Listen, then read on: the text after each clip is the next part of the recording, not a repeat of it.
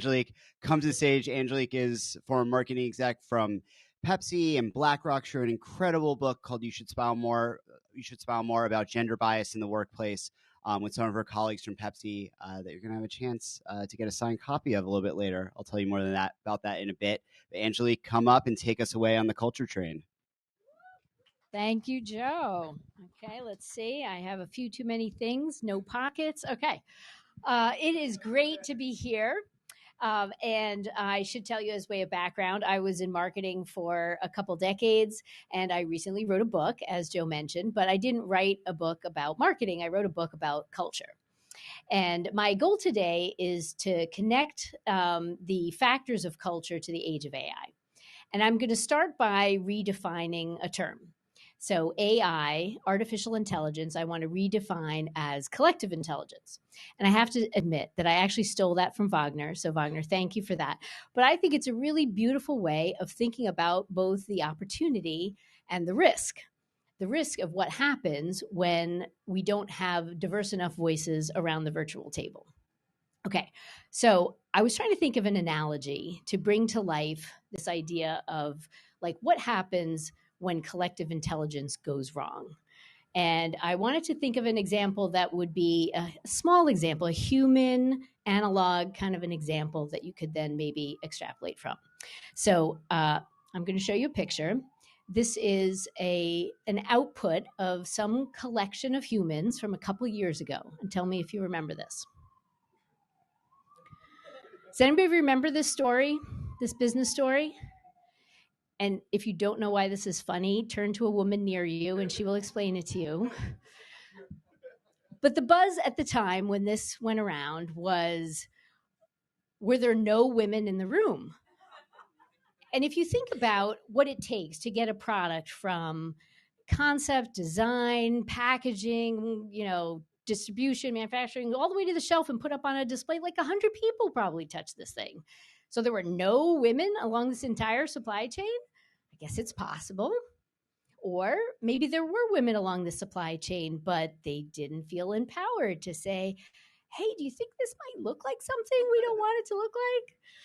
Or maybe they were empowered, but they weren't motivated to say anything. They're like, oh, we'll see how this one turns out. But whatever the reason, there were clearly some inputs lacking from this process. So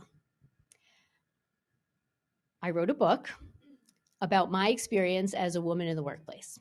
I did not write the book by myself. You can see there's a picture of my co-authors. There were 6 of us all together. We all worked together at PepsiCo for many years. And I can tell you, looking back, that every major blunder you've ever heard about PepsiCo in the news, like Pepsi Where's My Jet or Kendall Jenner commercials or any of that, all of it could be traced to some important perspective missing from the room where decisions were made. So we're writing this book. We're looking back at our experience, and our thesis is that culture is not made by a few big things that happen. Culture is made by a lot of little things that happen every day and add up over time. And these little things can add up to make some people feel like they don't belong. And so we set out, my co-authors and I, to collect as many of these little things as we could think of. We collected 31 of them. So if you read the book, every one is a chapter. And we set out to say, why does it matter? And what do you do about it? And I'm going to give you an example. I'm going to give you an example of one of those little things that that can get in the way. I'm actually cheating. There's a few of them, but they all add up under this umbrella that we call lazy language. Here's the example. She's not a great fit. She's too emotional. It's vague, unspecific language, often grounded in style points or double standards. On the flip side, for the man, he's a great guy. That's also vague and unspecific, but it's like, we know him, we like him, we understand him, he's one of us, and it's like a big tailwind that goes forward. And the interesting thing is there's no equivalent for women on that phrase. But basically, what all these have in common is they show up in the hiring process and in performance reviews. For example, one of my co-authors was told in a performance review, you should smile more. That became the title of the book. Ironically, though, another one of my co-authors was told you should smile less, right? Have more gravitas, more distance from the people. Okay, so there we have the acceptable bandwidth of behavior for women. I was told in a performance review, in order to get to the next level, you need to be seen breaking glass. So what all these vague things make us feel, if you don't have tools to investigate it, is you just feel like maybe I don't belong. Maybe I don't belong. Okay, so I'm not going to leave you without tools, but one of the things that we talk about is if this happens to you, that you can use Ask SBI, situation, behavior, impact. What was the situation? What was the behavior that you witnessed? And most importantly, what was the impact of that behavior? Because very often there isn't an impact, and then you can realize that it's a difference that doesn't make a difference. But by the way, and this is a really key part of our book, is we don't just tell the woman, this is what you do if it happens to you. We also tell witnesses, this is what happens if you hear this happening. You should be asking for SBI. And really importantly for leaders, both men and women, this is also for you to be paying attention and listening to this lazy language and calling it out when you see it. If we all paid a little more attention, this would have a big help. Okay, so this is an example of one of those little things that can get in the way of an inclusive culture. But does it really matter? Does it really add up? Well, here's a couple data points that I want to share with you. There was a study done looking at 13,000 performance reviews. And that study showed that there was a persistent pattern of low quality feedback being given to women and people of color.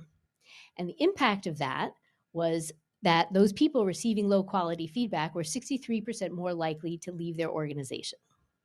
Here's another data point from the McKinsey Women in the Workplace study. For every 100 men that were promoted from first level manager to, from entry level to first time manager, only 87 women. So out of every 100 men, only 87 women. That gap, women never make up. They call it the broken first rung. So what this is showing us is a pattern of, we like to think that we live in a meritocracy. We like to think that diverse voices are easily getting in the door and up the ladder. But this is showing us that there's actually a big headwind. And those diverse voices are not getting up the ladder and they're leaving faster than you can hire them. So this is a big problem when you think about what's going to happen when these diverse voices are not at the table when decisions are being made.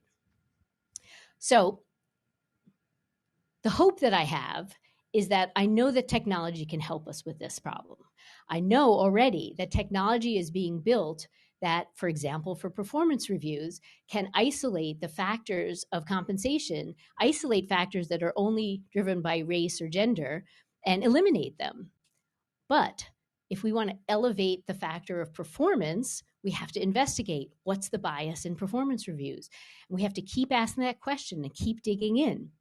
And there are a lot of known strategies and factors that can reduce bias in AI. But the thing that they all have in common is they have to be a conscious effort to be saying what's missing, what else should we look at, who else is not at this table, what perspective are we missing? So that is my call to action to you all, which is as we build a culture of collective intelligence, let's make it a conscious collective intelligence. And hopefully we can avoid whatever the AI equivalent is of a pool float that looks like a maxi pad.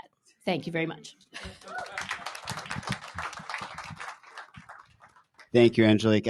I love this perspective on how we can actually flip the script with AI.